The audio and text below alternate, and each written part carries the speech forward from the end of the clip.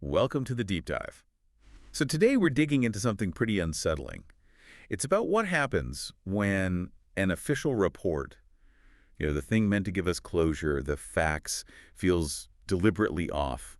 We're using Gideon's investigation notes here, and it really makes you ask, what do you do when the truth isn't just missed, but actively blocked? Yeah, that's a tough one.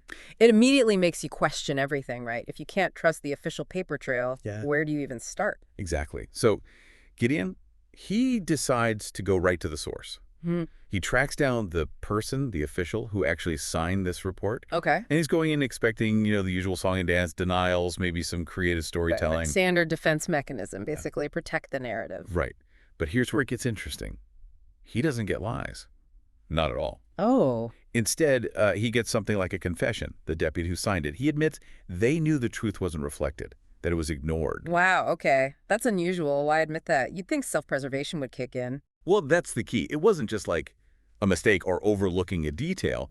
The deputy straight up says he was ordered to, and I quote, move it along. Ordered. Okay, so not negligence, not a screw-up. Nope. A direct instruction from someone above him in the chain of command. Precisely.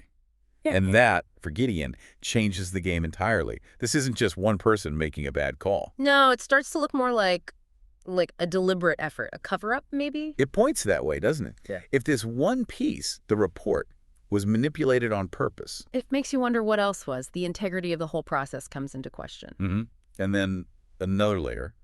During this conversation, a name surfaces. Okay. A potentially significant name, someone powerful. There's a mention, possibly linking things to Solomon Cross. Solomon Cross. Now that would explain the pressure, wouldn't it, if someone that influential has a stake in this? Yeah.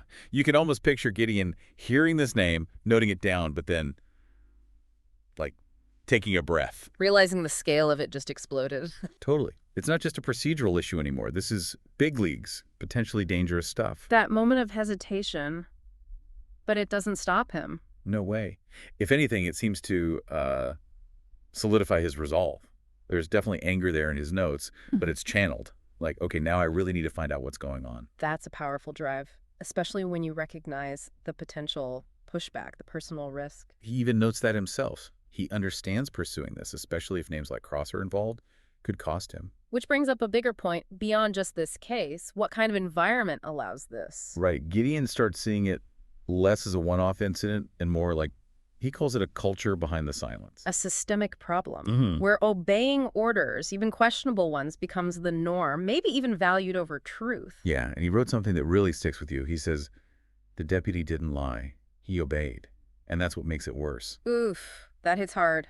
Because obedience in that context becomes collusion, doesn't it? Even if unintended. It helps bury the truth. Exactly. So the report closed the case on paper. Tidy. Done. But Gideon's findings suggest the real story, the manipulation, is happening higher up. It's not over. Which leaves us with this final thought for you listening. The evidence here suggests the system wasn't necessarily broken. In a way, it was working as intended, just the intention was to suppress the truth. What does that tell us about the system itself?